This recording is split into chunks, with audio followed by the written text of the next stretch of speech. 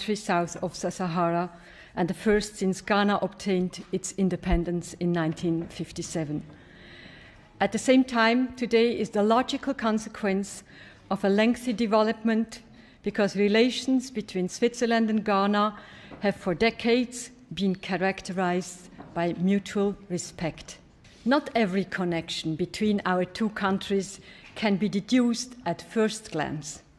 Take the gold freneli, or I can translate the traditional gold coin and the chocolate coins, both products that every child here grows up with and which are considered typically Swiss. But neither would exist without gold and CoCoa, which we import on a large scale from Ghana. It is quite simple. We need the raw materials, and you have the raw materials. The resulting trade and business should benefit both countries. This principle is part of mutual respect. Gold and CoCoa can create work and wealth in both countries. Excellency the President and members of the Federal Council, I've had the privilege of visiting Switzerland several times since becoming President of the Republic of Ghana. My last visit was to Davos nearly a month ago, where I participated in the 50th anniversary meeting of the World Economic Forum. At the invitation of its founder and executive chairman, the world-renowned Professor Klaus Schwab. Happily, it is much warmer here in Bern. I thank President Simonetta Sommaruga, head of the 7-member Federal Council, for the honor of this state visit and for the opportunity to make this brief statement in the Federal Assembly, Switzerland's 2-century-old House of Parliament. Excellencies of the Federal Council, relations between our two countries date back to the 19th century, when the Basel missionaries arrived in the then Gold Coast, now Ghana, to undertake evangelical work.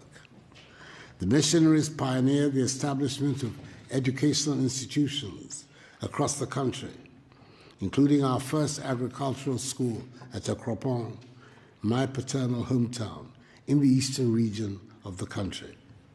Indeed, my own late father, President of Ghana's Second Republic, who was deeply imbued with the Presbyterian attributes of discipline, industry, integrity, and thrift, was a famous product of Akropon's celebrated Salem School. They are also credited with the establishment of health facilities, including a missionary hospital at Addo in the Ashanti region, and were instrumental in the spread of the cultivation of CoCoa, a commodity which has been for the last century the mainstay of the Ghanaian economy.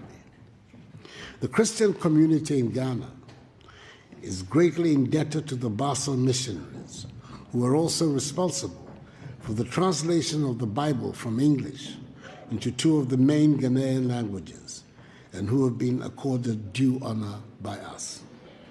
The names of Inter Elios, Andreas Ries, Johannes Gottlieb Christener, and Fritz Ramsayer continue to reverberate in our history and collective memory. I've also personally benefited from these very good relations, because the first European head of state to visit Ghana when I assumed office as the 5th president of Ghana's 4th Republic on 7 January 2017 was your 91st president, Her Excellency Mrs. Doris Leuthard. Excellencies, in recent times, the ties of friendship and cooperation between our two countries have grown even stronger. Technical and financial assistance from the Swiss government, which have provided to the Kofi Annan International Peacekeeping Training Center, have helped it carry out its activities and achieve its vision of becoming the preferred center on the continent for training, education, and research in matters of African peace and security. Again, in September 2014, the Swiss government provided assistance to Ghana, which helped ensure that the country did not record a single case of Ebola, the virus which unfortunately ravaged some neighboring countries in West Africa. In May 2017, our two countries signed a $2.6 million United States remittance grant facility to help lower the cost of remitting money to Ghana. Ghana is currently Switzerland's largest trading partner in sub-Saharan Africa, largely from the export of gold and cocoa to Switzerland and the import of chemical and pharmaceutical products, as well as light machinery and military equipment from Switzerland. However, as I have stated on occasion, Ghana no longer wants to be dependent on the production and export of raw materials, including cocoa beans. We intend to process more and more of our cocoa in our country with the aim of producing more chocolate ourselves, because we believe that there can be no future prosperity for the Ghanaian people in the short, medium, or long term if we continue to maintain economic structures that are dependent on the production and export of raw materials. We intend to add value to our raw materials, industrialize and enhance agricultural productivity. This is the best way we can put Ghana at the high end of the value chain in the global marketplace and create jobs for the teeming masses of Ghanaians. It is for this reason that my government continues to put in place a number of measures aimed at attracting investment into Ghana, as well as stimulating growth of the private sector. We have succeeded over the last 3 years in ensuring that all our macroeconomic indices are pointing in the right direction. Cut our fiscal deficit, introduced a monetary policy that is stabilizing the currency and reducing significantly the cost of borrowing, and have introduced a raft of tax cuts which are bringing relief to and encouraging businesses. These interventions have led to Ghana recording an annual GDP average growth rate of 7% since 2017, making us consistently one of the world's fastest growing economies during the period. We are one of the most business-friendly economies in Africa, evidenced in our status as the largest recipient of foreign direct investment in West Africa.